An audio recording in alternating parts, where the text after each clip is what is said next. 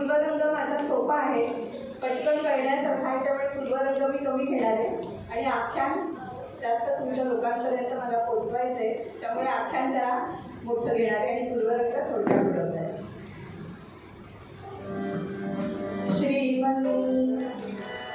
श्रीमन्महागणाधिपते नमः. श्री सरस्वते नमः. वक्रतुंड महाकाय सूर्यकोटि समप्रभ निर्विघ्नं कुरु मे देव सर्वकार्येषु सर्वदा. गुरुर्ब्रह्मा गुरुर्विष्णु गुरुर्देवो महेश्वरा. गुरु साक्षात् परब्रह्म तस्मै श्री गुरवे नमः.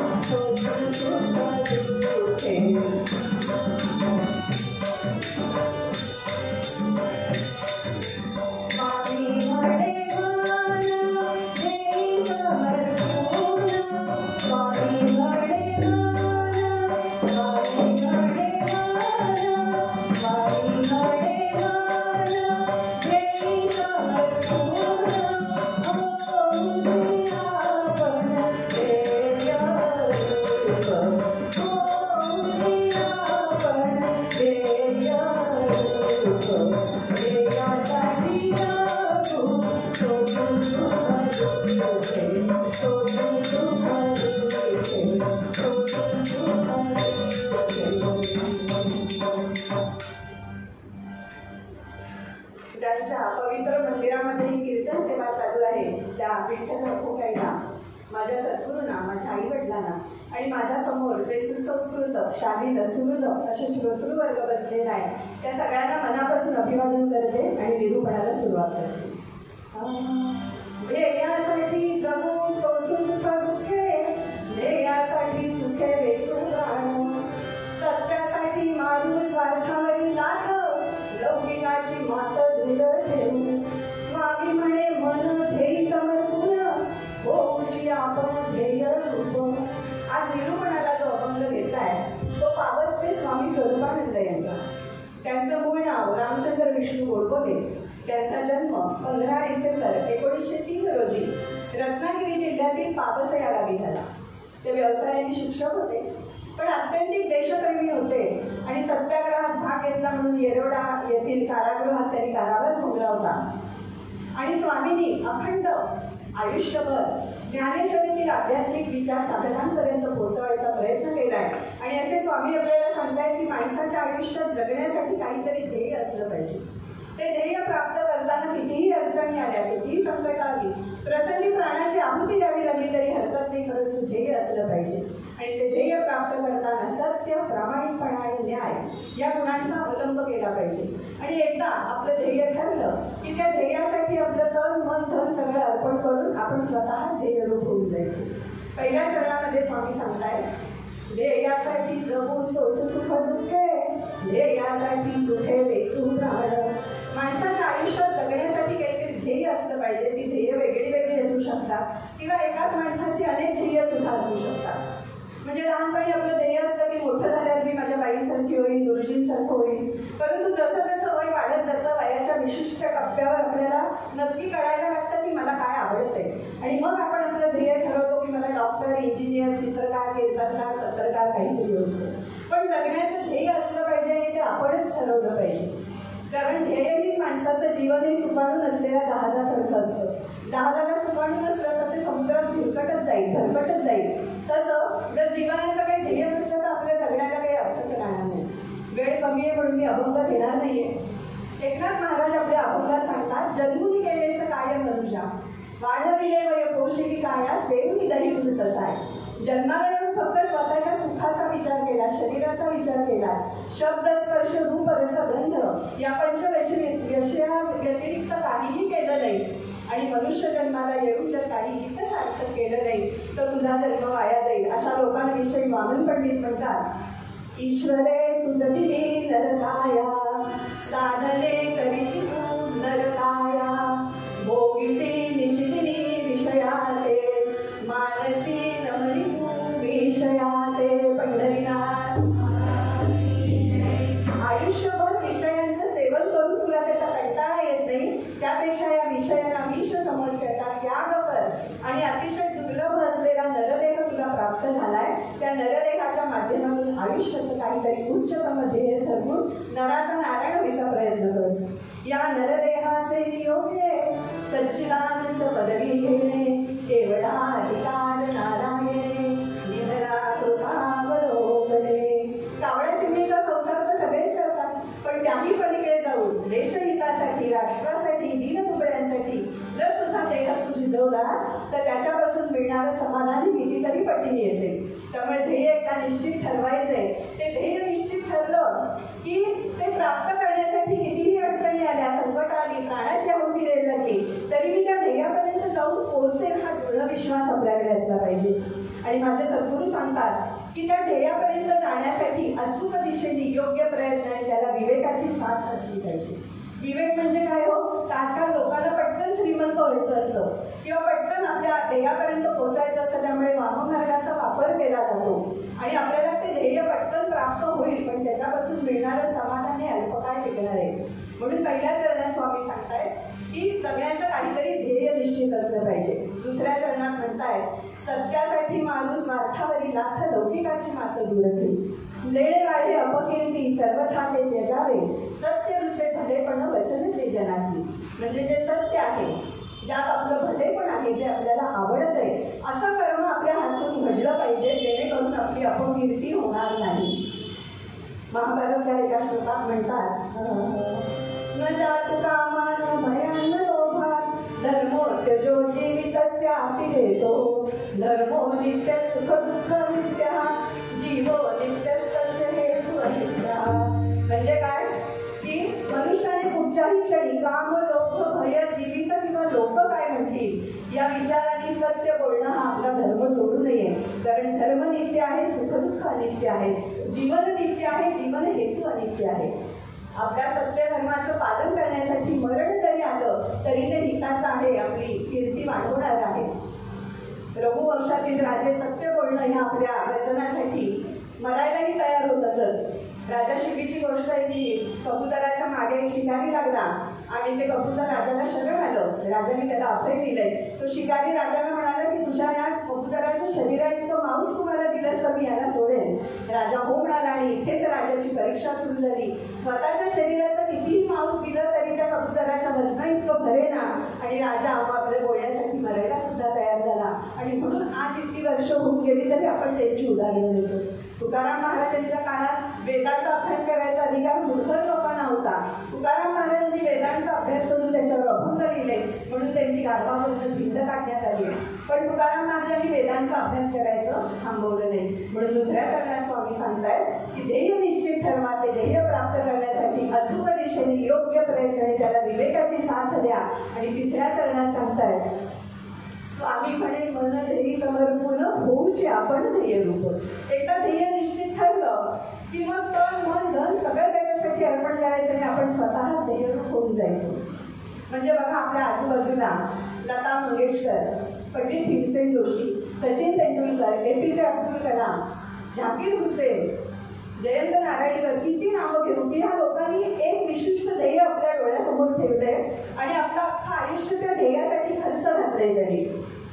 आणि सचिन तेंडुलकरच्या बाबतीत मी तुम्हाला सांगेन की सचिन तेंडुलकरला प्रसंगी कितीदा अपयश आलं. ऐन कारकिर्दीच्या ह्याच्यात असताना त्याच्याकडनं धावा होत नव्हत्या. लोकांच्या टीकेकडे बघत न बसता त्यांनी आपलं प्रॅक्टिसचं सातत्य चालू ठेवलं आणि जेव्हा तो कारकिर्दीतनं रिटायर झाला तेव्हा भारतरत्न सर्वोच्च बहुमान मिळवून रिटायर झाला. ध्येय असं हवं, त्या ध्येयापासूनची तळमळ अशी यावी आणि त्या ध्येयापर्यंत पोहोचण्याचा मार्ग असावा. हिंदू धर्माचे प्रखर शंकराचार्य, योगी अरविंद, हिंदू धर्माची पताका दिगंत फडकवणारे स्वामी विवेकानंद, राष्ट्रीय स्वयंसेवक संघ डॉक्टर केशव हेगेवार या लोकांनी एक विशिष्ट ध्येय डोळ्यासमोर ठेवलं. त्या ध्येयाचा आयुष्यभर पाठपुरावा केला आणि याच जीवनात ते ध्येय सफल झाल्याचं बघण्याचं भाग्य त्यांना मिळालं. तर अशा लोकांच्या समर्पणाचा सार्थ अभिमान आपण बाळगायचा आहे. त्यांच्याकडनं काहीतरी प्रेरणा घ्यायची आणि आपणही आपल्या आयुष्याचं काहीतरी उच्चतम ध्येय ठरवायचंय आणि हा नरदेह सार्थकी लावायचा आहे. पूर्वरंग पदामध्ये स्वामी आपल्याला हेच सांगतायत.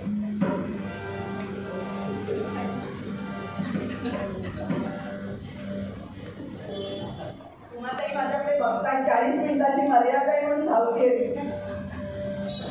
पूर्वरंग पदात आपल्याला स्वामी हे सांगतायत ध्येयासाठी जगू सोसू सुख ध्येयासाठी जगू सोसू सुख ध्येयासाठी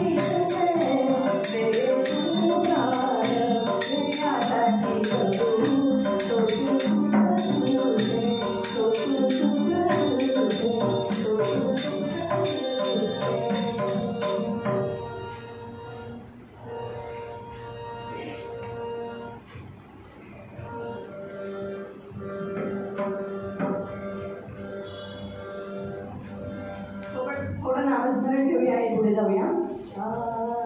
श्रीराम जय राम जय जय राम, श्रीराम जय राम जय जय राम, श्रीराम जय राम जय जय राम, श्रीराम जय राम जय जय राम, श्रीराम जय राम जय जय राम, श्रीराम जय राम जय जय राम, श्रीराम जय राम जय जय राम, जय महाराज की जय, जय जय रघुवीर समर्थ.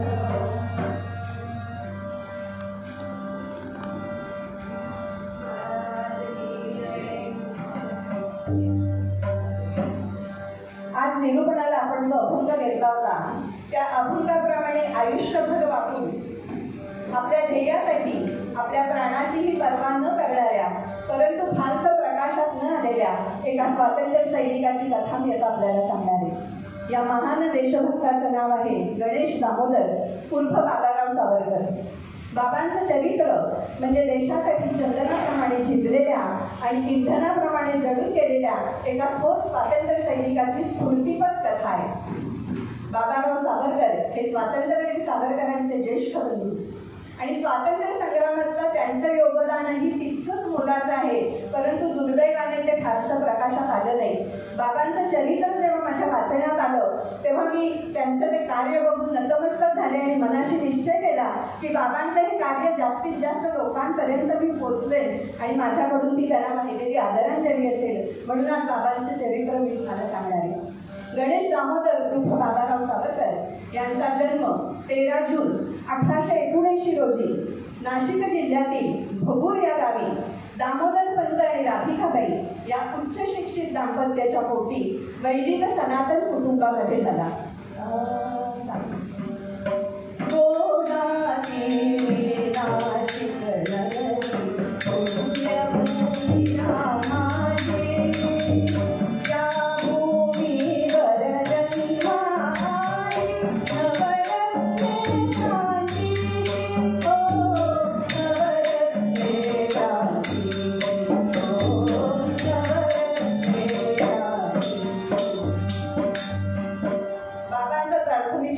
त्यांच्या भगूर या गावी झालं. मॅट्रिक पर्यंत शिक्षण नाशिक येथे झालं.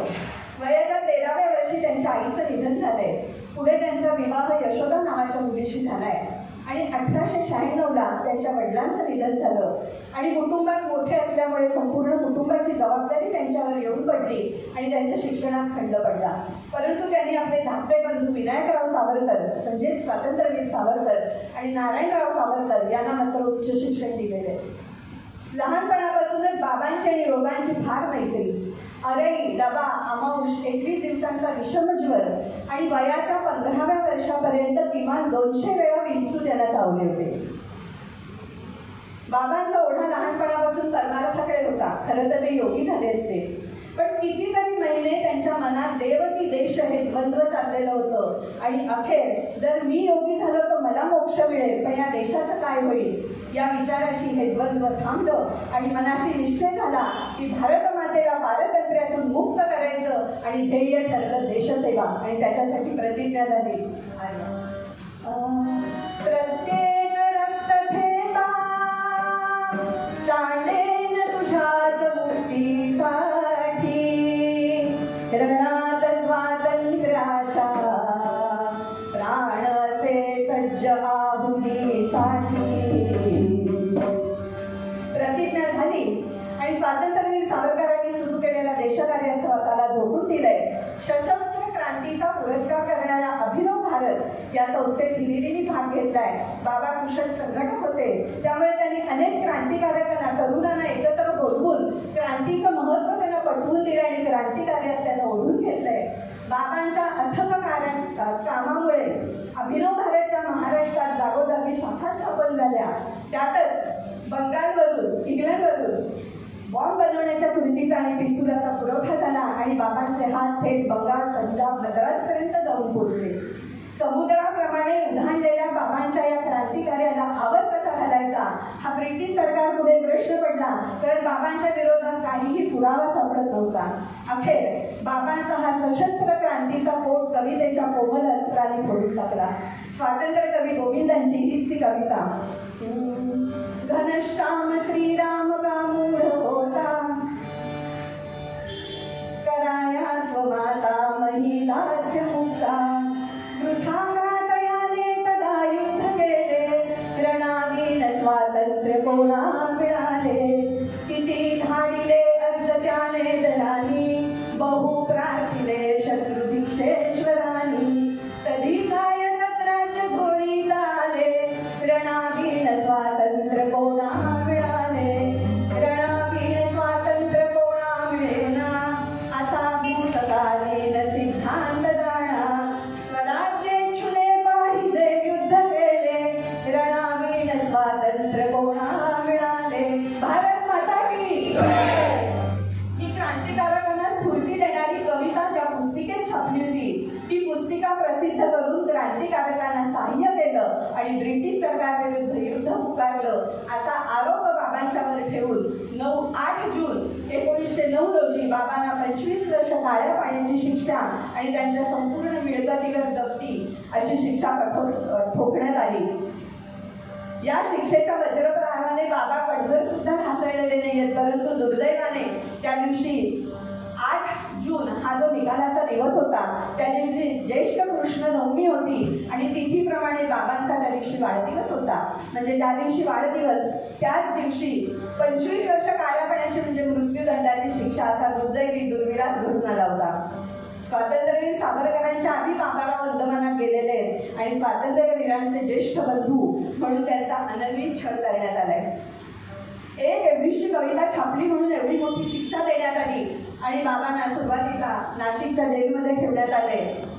काळ्या पाण्याची पुरस्कार पताका असलेली पिवळी पगडी बाबांचं डोकं भुजवते, हातपाय शृंखलाने जखडले गेले आणि काही काम नाही त्यामुळे रिकामं बसावं आणि विचारात गढून जावं. आणि बाबांच्या मनात अनेक चिंता येत की आता स्वातंत्र्यवीर 1906ला लंडनला गेलेत, घरात नारायण लहान आहे, येसू आहे, सावरकरांची पत्नी आहे, या सगळ्यांचं कसं होईल या विचाराने ते मनातल्या मनात झुरायला लागत. आणि पुढे बाबांना नाशिकवरून येरोडेच्या जेलमध्ये आणि बाबांच्या ह्या सगळ्या यज्ञामध्ये जर चंदनाप्रमाणे कोणी झिजलं असेल, त्यांना अमोल साथ दिली असेल तर ती त्यांची पत्नी येसूबाई यांनी.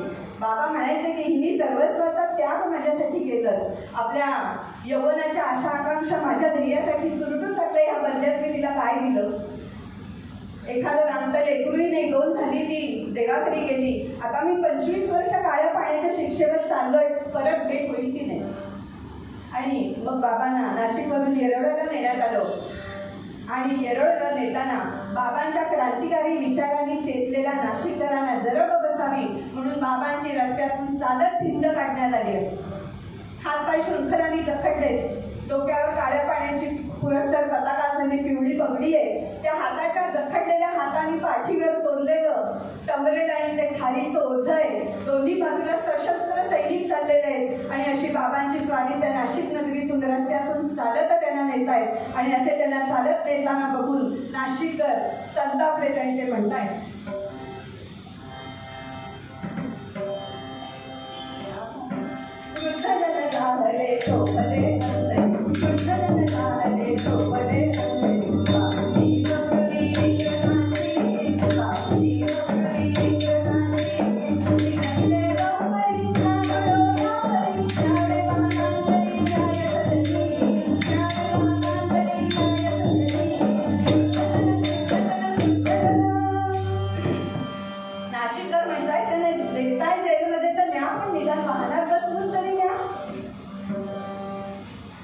ज्या नाशिक नगरीमध्ये बाबांच्या एका शब्दासाठी आपले पंचप्राण कवडी मुलांनी फुंकून टाकणारे लाखो तरुण होते, त्या नाशिक नगरातून बाबांची अशी भिंत चाललेली आहे आणि जिथे मानाच्या वंदना झाडाव्या तिथे अपमानाची चालना होतीये. परंतु बाबा शांत चित्त आहेत, चेहऱ्यावर कर्तव्याचं तेज विरसतंय की मी केलं, आता मी परिणामांना भीत नाही. परंतु ते लाखो नाशिककर त्यांना निरोप द्यायला आले होते आपल्या लाडक्या नेत्याला. अखेरचा कदाचित कारण 25 वर्ष काळ्या पाण्याची शिक्षा आहे, त्यांच्या डोळ्यातून अश्रुधारा वाहत आहेत. आणि त्याच गर्दीमध्ये अभिनव भारतचा एक क्रांतिकारी अनंत कान्हेरे जे आपल्या मामांकडे राहायला आले होते, तीही सगळं बघतायत आणि अतिशय उद्विग्न झालेत आणि नाशिककरांना प्रश्न विचारतायत.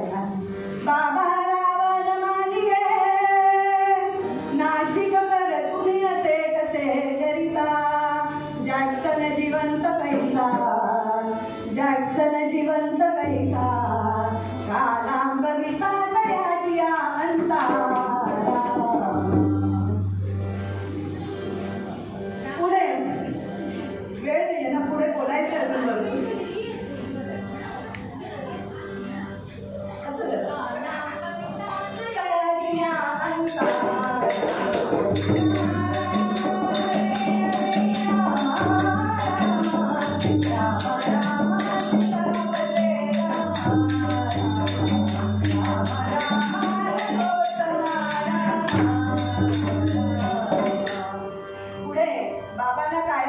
शिक्षा दिल्याचा बदला म्हणून याच अनंत कान्हेरेंनी जॅक्सनचा वध केलेला आहे. नंतर बाबांना 1 ते 1.5 वर्ष येरोड्याच्या जेलमध्ये ठेवलेलं आहे आणि बाबा हे अभिनव भारतचे कार्यकर्ते होते हे माहिती होतं आणि म्हणून त्या येरोडा जेलचे सुप्रिटेंडंट जे गायडर या जॅक्सनच्या वधाची चौकशी करायला आले तेव्हा माणुसकीला कलंक फासणारी एक गोष्ट त्यांनी केली की बाबांनी काहीतरी बोलावं म्हणून 40 मिनिटं बाबांना विजेचे शॉक दिले. कल्पना करा, एखादा आपल्याला निसुट्टा विजेचा शॉक लागला तर आपली अवस्था काय होते. विजेचे धक्के देत होते आणि ते सुद्धा कुठे मान, बरगड्या, पाठीचा कडा, शरीराच्या अतिशय नाजूक भागावर तो विजेचे धक्के देत होता आणि बाबा धीरोदात्तपणे ते धक्के पचवत होते. शेवटी त्या गायडरची खात्री पटली की आकाशातून एक वेळ चंद्र सूर्य गरजून पडतील पण बाबांची जीव वावगा शब्द उच्चारणार नाही. आता यांना आणखी त्रास दिला तर हे मरून जातील या भीतीने त्यांनी बाबांना सोडून दिलंय. आणि मरणासन्न अवस्थेत ते बाबा तेव्हा आपल्या बराकीकडे जायला निघाले तेव्हा त्या गायडरच्या तोंडून शब्द बाहेर पडले, ब्रेव फेलो, खराशूर खराशूर. नंतर 1 ते 1.5 वर्ष बाबा या येरोडा जेलमध्ये होते. साहजिकच आहे की काहीही न बोलल्यामुळे त्यांना दिलेल्या सगळ्या सवलती रद्द करण्यात आल्या, त्यांना दूध देणं बंद करण्यात आलं, त्यांच्या शिक्षा डबल करण्यात आल्या.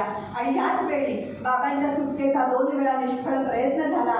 नंतर काही महिने बाबांना ठाण्याच्या जेलमध्ये ठेवलं आणि ठाण्यावरून कलकत्त्याच्या अलीपूर बंदरात नेण्यात आले आणि 5-6 दिवस अलीपूरला ठेवल्यानंतर अंदमानची महायात्रा घडवणाऱ्या महाराजा या आग्नावेतून 1910 साली बाबांना सेल्युलर जेलमध्ये नेण्यात आले. 1910ला बाबांना घेऊन ते सेल्युलर जेलचं दार बंद झालं. आता 25 वर्ष काळ्या पाण्याची शिक्षा.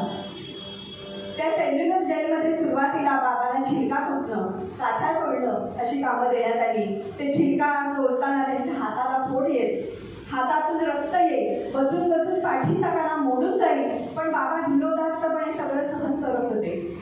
त्यातच बाबांची जुनी अर्धशिशी उफाळून आली. मी तुम्हाला सांगितलं की त्यांना लहानपणापासून ते अशक्तच होते, किती रोग त्यांना झालेले होते. पण अर्धशिशीनी आणि हे झालं की त्यांना कोलूला झुंपायचे, म्हणजे मग तेल काढायचं. मी आत्ताच अंदमानला जाऊन आले. अंदमानलाही मला एक कीर्तन करायची संधी मिळाली. माझं भाग्य त्यांनी हे केलं तिथे. तर तो कोलू जो फिरवायचा तो जेव्हा 4-5 तास कोलू फिरेल तेव्हा एक थेंब त्याच्यातून तेल गळतं. असं 13 लिटर रोज तेल काढायला येतं, 13 लिटर. आणि ते तेल निघालं नाही तर तिथे असा एक पट्टी ठेवलेली आहे, त्याच्यावर दोन्ही त्या साखळदंडांचे हात असे ठेवायचे आणि पाठीवर कोरडे ओढले जायचे, पाठीतून रक्तच्या चेतन एवढेपर्यंत. आणि हा कोरडे कोण ओढायचे तर आपल्या हिंदू लोकांना सांगायचे. डिवाइड आणि रूल हे तेव्हापासून आहे. आणि त्यांना जे अन्न द्यायचे ते इतकं निकृष्ट दर्जाचं असायचं की त्यात आळ्या असायच्या, पण जगलं तर पाहिजे म्हणून ते अन्न खायला लागायचं. त्यात त्यांना अमावश झाला. अमावशाने पोटात कळ उठो, लघवी साठून पोट फुटायची वेळ येऊ, पण एकदा बराकीचे दरवाजे रात्री बंद झाले की दुसऱ्या दिवशी सकाळपर्यंत ते उघडले जायचे नाही. ते केवढंसं मातीचं भांडं तिथे आम्ही बघितलं, त्यात आपले सगळे विधी करायचे. आणि यदा कदाचित ते दार उघडलं गेलं तर सकाळपर्यंत संडासात बसून राहायला लागायचं. अशी 4-5 वर्ष 1915 पर्यंत बाबांनी कशी कशी काढली. आणि त्याच्यानंतर 1919ला शेवटी बाबांचं शरीर हे नाजूक होतं, त्यांना क्षय झाला. मग क्षयाने खोकला यायचा, खोकल्यातून रक्त पडायचं. अमावश आहे, अर्धशिशी आहे, पण दवाखाना नाही, औषध नाही, कामात सूट नाही, असं पाठीवर ओझं घेऊन वाळवंटात चालणारा कर्मयोगी लाखात एखादाच. कारण ध्येय होतं भारत मातेला पारतंत्र्यातून मुक्त करायचं आणि त्याच्यासाठी पारतंत्र्यात बघून हिंद माता जडभरी ना वाटे सत्तरिता देवकीच्या प्राणांची आहुती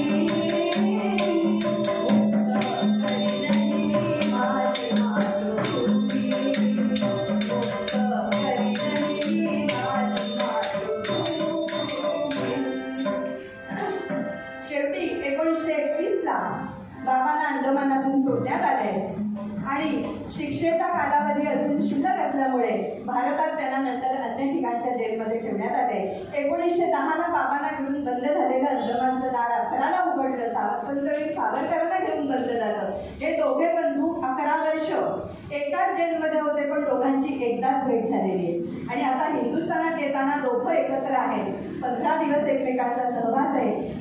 बाबारावांनी स्वातंत्र्यवीरांना तू लंडनला गेल्यापासून काय काय झालं, मी या चळवळीत कसा आलो, मला अंदमानला कसं आणलं, माझा कसा छळ झाला, हा आपला जीवनपट उलगडून सांगितलाय.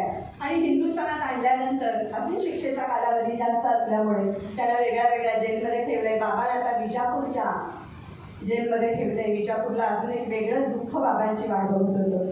विजापूरला अंधारी कोठडी होती. त्या कोठडीला कितीतरी वर्षात सारवलेलं नव्हतं. चिंटा डास यांनी सगळ्या त्यांच्या पाकोळ्यांच्या लेंड्यांचा थर होता, फुबट वास येत होता. एक कुठेतरी छोटासा झरोका होता आणि बाकी चलनवलन बंद. कुठूनही वाऱ्याची झुळूक नाही, उजेडाची तिरीप नाही. बाबांना असं वाटलं की आपल्याला जिवंतपणी थडग्यात तरी पुरलंय.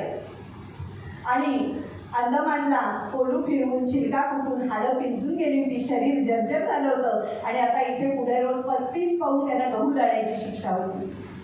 आणि सगळ्यात मोठं दुःख एकांतवासाचं होतं की स्वतःच्या श्वासाव्यतिरिक्त सजीव हालचालच नाही हो बाजूला, कोणी नाही. आणि असे बाबा एकदा त्या चक्कीला डोकं टेकून बसले होते, थकले होते दळता दळता. 2 चिमण्यांची पिल्लं आली आणि चिव चिव करत नाचतायत. ती बघितल्यावर बाबा कितीतरी महिन्याने हसले की माझ्या व्यतिरिक्त एक कोणतरी जीव बाजूला बागडतोय.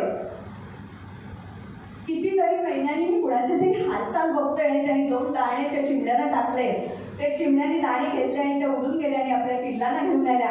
आणि ती 4 चिमण्यांचं कुटुंब त्या बरातीमध्ये आनंदाने नाचत होतं. आणि बाबांना वाटलं की बाहेरचं उल्लसित जग या चिमण्यांच्या रूपाने मला फेकायला आलंय. आणि बाबा थोडे प्रसन्न चित्त राहायला लागले. पण 2-3 दिवसात हे जेलरच्या लक्षात आल्यावर त्यांनी ते घरटं पाडून टाकलं आणि तिथे जाळी मारून टाकली. एकांतवासात बाबांना चिंता डास होता, त्यामुळे झोप यायची नाही. म्हणजे चिमण्यांच्या पिलांनी ज्या काड्या आणल्या होत्या त्या काड्याची त्यांनी फोड केली. वरती बघितलं तर एक घासलेटचा दिवा होता. त्यातलं घासलेट काढून अंगाला लावलं आणि त्यात ते शिरले. आणि त्याला 4-5 तास झोप लागली, कारण घासलेटच्या वासाने डास जवळ आलेले. कोणाकडे गुड नाईट नसलं तर हा उपाय करायला हरकत नाही, पण हल्ली रॉकेट पण मिळत नाही म्हणा. पण जेलरच्या जेव्हा दुसऱ्या दिवशी त्यांनी विचारलं, बाबाला शांत झोप लागली, प्रसन्न होते की आज आप खुश दिख रहे हो. तो त्यांनी अभावितपणे सांगून टाकलं होते असं असं मी तेल लावलं, संपलं. त्यांनी लगेच तो दिवा 1.5 फूट उंचीवर लावला जिथे बाबांचा हात पोहोचणार नाही. आता मात्र बाबांना वाटलं नाट्याला चहूकडे अंधार. शरीर जर्जर झालेलंच होतं, पण एकांतवासाने आता त्यांचं मानसिक स्वास्थ्य बिघडायला लागलं. त्यातच त्यांची प्रिय पत्नी त्यांना न भेटता हा इहलोक सोडून गेल्याची बातमी कळली आणि त्यांचं मानसिक स्वास्थ्य पूर्ण बिघडलं. आणि प्रकृती अस्वास्थ्यामुळे त्यांना 1922 साली शिक्षेतून मुक्त करण्यात आलं. 1922, 1923 ते 1945 पुढची 23 वर्ष बाबा जगले. पण रोज एक नवीन रोगपाश टाकून मृत्यू बाबांना पकडू पाहत होता. आणि ते रोगपाश सांभाळून बाबा राष्ट्र कार्यार्थ झटत होते. पुढची 23 वर्ष एकही दिवस बाबांना शारीरिक स्वास्थ्य लाभलं नाही, पण शरीर कमकुवत होतं, पण हात मन तर खणखत होते. त्याने आपलं जुनं प्रकाशनाचं, लेखनाचं, वाचनाचं काम सुरू केलं. आजूबाजूचे तरुण जमवून त्याच्यात क्रांतीची बीज रोवून त्याला या क्रांतिकार्यात ओढून घेतलं. हिंदू महासभेचे दौरे, अधिवेशना, बैठक, तरुण कार्यकर्ते निर्माण करणं, त्यात पुस्तकं लिहिली. आणि असे दिवसाचे 12 ते 14 तास बाबा काम करायचे. त्या काळात त्यांना स्वतःच्या आजाराचा सुद्धा विसर पडला. परंतु शेवटी शरीर होतं. 16 मार्च 1945 रोजी दुपारी 2:45 आपले धाकटे बंधू नारायणराव सावरकर यांच्या मांडीवर बाबांची प्राणज्योत मालवली. देशासाठी, आपल्या ध्येयासाठी, भारत मातेला पारतंत्र्यातून सोडवण्याच्या ध्येयासाठी आपल्या प्राणाचा त्याग करणाऱ्या एका असीम जीवनाचा अंत झाला. राष्ट्रीय हिंदू महासभेचे ध्वज अर्ध्यावर उतरवण्यात आले. बाबांच्या दर्शनासाठी लोकांच्या झुंडी उडाल्या आहेत. आणि बाबांना त्यांचे धाकटे बंधू जे त्यांच्या मुलासारखे होते नारायणराव, त्यांनी अग्नी दिलाय. या अनंतातून बाबांचा देह जसा या भूतलावर आला तसाच तो या अनंतात विलीन झाला. आपल्या ध्येयासाठी आपल्या प्राणाचा त्याग करणाऱ्या एका महान जीवनाचा अंत झाला. आज आपला निरूपणाचा जो विषय होता, जो अभंग होता, त्या अभंगाचे अगदी यथार्थ वर्णन करणारं आजच्या या आख्यानाचे जे नायक होते, असे अनेक स्वातंत्र्य सैनिक, स्वातंत्र्यवीर, आपले देशातले सैनिक यांच्यामुळे गेली 75 वर्ष स्वातंत्र्याची मधुर फळं आपण भोगतोय. स्वातंत्र्य मिळाल्यानंतर सुद्धा 1965-71 ज्या लढाया झाल्या त्या लढायात कितीतरी आपले सैनिक घरातील पडलेले आहेत त्यांच्यामुळे. आणि आजही 45 किंवा 50 अंश सेल्सिअस वाळवंटात तापमान असताना किंवा हाडं गोठवणारी -30, -40 टेम्परेचर असलेल्या आपल्या सीमांवर आपले सैनिक जे गस्त घालत आहेत, त्यांच्यामुळे आपण सुखाचे श्वास इथे घेतोय. त्या सगळ्यांना आपण सगळेजण मानाचा मुजरा करूया, आदरांजली वाहूया आणि प्रत्येकाने या सैनिकांबद्दल आपल्या मनात आदर ठेवलाच पाहिजे. बाकी आपण काही करू शकत नाही, पण हे सैनिक किंवा पोलीस सुद्धा गणवेशातले भेटतील, त्यांना नुसता नमस्कार करून आपण एकदा तरी जाणीव करून द्यावी की तुमच्यामुळे आम्ही सुरक्षित आहोत. किती बरं वाटतं बघा त्याला. त्याचा आपल्या मनात एकच, पोलीस पैसा खातो, ह्याच्या व्यतिरिक्त पण तो सगळे सणवार सोडून 24 तास आपल्यासाठी सेवेला उभा असतो. आपलं काहीही वैयक्तिक स्वार्थ नसताना आपल्या देशासाठी आपला प्राण देणाऱ्या या स्वातंत्र्य सैनिकांना अखेर काय मिळालं हो, हा प्रश्न राहून राहून माझ्या मनात आला की बाबाराव सावरकर, मी आज मान्य करते की माझ्या वयाला 60 वर्ष पुरी झाली, परंतु स्वातंत्र्यवीर सावरकरांचे ज्येष्ठ बंधू आहेत या व्यतिरिक्त बाबाराव सावरकरांबद्दल मला एवढी त्यांच्या कार्याची काहीही माहिती नव्हती. मला वाटतं इथे बसलेल्या बरेच जणांची तशीच हे असेल. आणि म्हणून अंदमानला गेलो तेव्हा स्वातंत्र्यवीर सावरकरांची ती कोठडी, तिथलं सगळं पाहिलं. अतिशय ते बघून डोळ्यातनं झरा झरा पाणी येत होतं. स्वातंत्र्यवीर सावरकर, त्यांच्याबद्दल नितांत आदर आहेच, त्यांचं योगदान एवढं तरीच आहे, पण त्यांच्या बाजूला असलेल्या बाबारावांची कोठडी मात्र दुर्लक्षित आहे. त्यांच्याबद्दल विशेष काही तिथे सांगितलं गेलं नाही. आणि म्हणून स्वातंत्र्याला 75 वर्ष पुरी झाली आहेत. या कालावधीत ही 75 कीर्तनं करायची बाबारावांवर असा मी संकल्प केला होता. त्यातलं आज हे 22वं कीर्तन असेल. कुठे बोलवलं तर हे येऊन कीर्तन मी विनामूल्य करेल. फक्त साथीदारांचं काय असेल ते तुम्हाला द्यायला लागेल. आणि त्याच्या वतीने आपण त्यांना आदरांजली ह्या बाबासाहेबांना वाहूया. शेवटी एवढंच मिळेल. आणि एक आहे की हे कीर्तन खरं तरुण मुलांनी ऐकलं पाहिजे. आता जरा विस्तारित इथे की ज्यांच्या आता वागण्यात बदल होईल आणि आमच्यासारखे सिनियर सिटीझन कीर्तनाला आले तर आम्ही काय करू शकतो, तर एक संस्कारक्षम नागरिक नक्की घडवू शकतो. आमच्या घरात आमची मुलं आता मोठी झालीत, पण नातवंड आहेत. नातवंड नसली तर आम्ही देवळात येतो तेव्हा छोटी छोटी मुलं येतात, त्यांना संस्काराच्या 4 गोष्टी सांगितल्या. आणि एक तरुण मुलांना माझं सांगणं आहे की तुम्ही आमच्या देशात दारिद्र्य आहे, आमच्या देशात स्वच्छता नाही, अमुक आहे, म्हणून शिकता इथे आणि परदेशात जाता. परदेशात जाण्याबद्दल माझी ना नाही आहे, पण ज्या देशाची साधन सामुग्री वापरून तुम्ही एवढे मोठे होता, त्या देशाचं तुम्ही काहीतरी देणं टाकता हे लक्षात ठेवा. आणि 5-10 वर्ष तिकडे समजून परत माझ्या भारत मातेसाठी तुमची गरज आहे. जर प्रत्येकाने विचार केला की मी काय, शिवाजी यांच्या घरात जन्माला येऊ दे, माझ्या नको, तो कधीच येणार नाही. तर सगळ्यांना माझं सांगणं आहे की आपल्या मुलांची मनोधारणा कशी तयार करा. माझी मुलगी 4 भाषा शिकली आहे, पण मी तिला सांगितलं की बाई गं, परदेशात काही ठेवलं नाहीये, तुझ्या ज्ञानाचा उपयोग तू इथे कर, जा 2-3 वर्ष इकडचाही अनुभव घेऊन या, म्हणजे इथे काय आहे काय नाही ते तुम्हाला कळेल. पण आपल्या देशासाठी आपण देणं लागतो हे सगळ्यांनी लक्षात ठेवा. आणि ह्या अज्ञात अशा स्वातंत्र्य सैनिकांसाठी शेवटी एवढंच मिळेल, देऊन निज शिर घडिले मानवतेचे मंदिर, परिचयाच्या दहनभूमीवर नाही चिरा नाही पडती, तेथे कर माझे दुर्दी, तेथे कर माझे दुर्दी. धन्यवाद उमा मॅडम. आणि ह्या संस्थेने मला इथे कीर्तन सादर करण्याची संधी दिली, त्याबद्दल मी सगळ्यांची आभारी आहे. जे जे काही चांगलं होतं ते माझ्या सद्गुरूंचं आहे, भगवंताचं आहे. ज्या चुका आहेत त्या माझ्या आहेत, आणि अशीच कीर्तन सेवा माझ्या हातून घडू दे असं आपण सगळे मला आशीर्वाद द्या. आणि इथे थांबते. धन्यवाद.